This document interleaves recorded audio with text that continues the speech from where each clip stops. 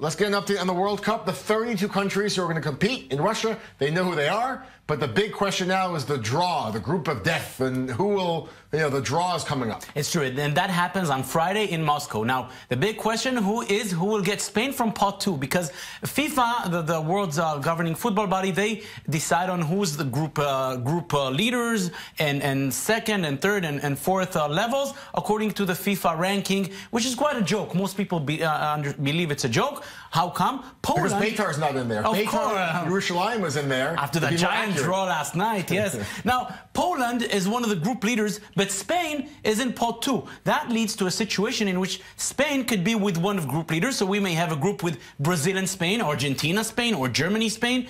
And Poland, again, as group leader, may get a weaker group. So the race is to avoid Spain from group number 2. That's the group, that would be the group of death. Of course, because whoever it is, whether it's Argentina and Spain, Brazil, Spain, Germany, Spain, you name Portugal and Spain. Portugal, European champions, they may have Spain. So that is the big question. Avoid Spain. Who will not avoid? Who will have the bad luck of not avoiding Spain from second group? That's Friday in Moscow. All right. So a couple days we'll have the draw. And speaking of the World Cup, another country getting ready in a couple of years to host it themselves. Yeah, you just spoke of Qatar. You just said the piece a few minutes ago. Qatar will host the 2022 games. Yes, there are controversies and everything regarding Qatar. With less than 5 years to go, I don't see the World Cup being taken away.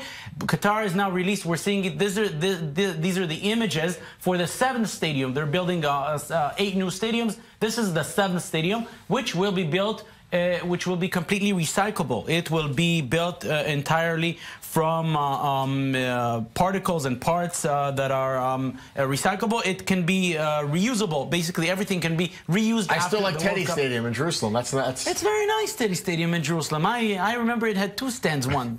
Now it has 4. That's expanded. Yeah. All right, look, so that's incredible renderings there. A lot of billions of dollars being invested in these stadiums.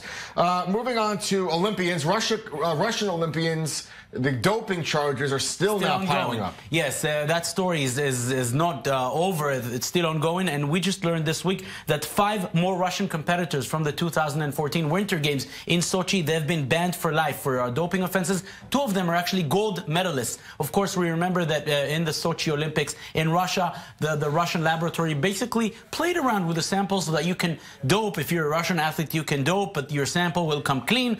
And now all the samples... It's been exposed by watchdog groups and by investigative journalists around the world. Exactly, and all the samples of Russian athletes from those games are being re-inspected, and we're seeing more and more being found guilty. Even now. Almost 4 years. We're ahead of the Pyeongchang Games 2018. Almost 4 years after the game, still Russian athletes are being found doping and eliminated, basically suspended for life from international games. And now for a dose of the bizarre, the unusual sports, we have an ice marathoner. My senior producer, Shai Akir, he's training for a half marathon of his own. Put him in Antarctica. I want to see him doing that. Yeah, I agree. Put Shai in Antarctica, period. Yeah. He doesn't have to run, but just put him there. Just be there. All right, so this is a full 26-mile, 0.2-mile run in Antarctica. In Antarctica, in a nice and cozy temperature of minus 25 degrees Celsius. I have not made the calculation into Fahrenheit. Don't worry about it. It's cold. It's very, very, very, very cold. Let's put it this way, which, of course, is a major challenge for the runners.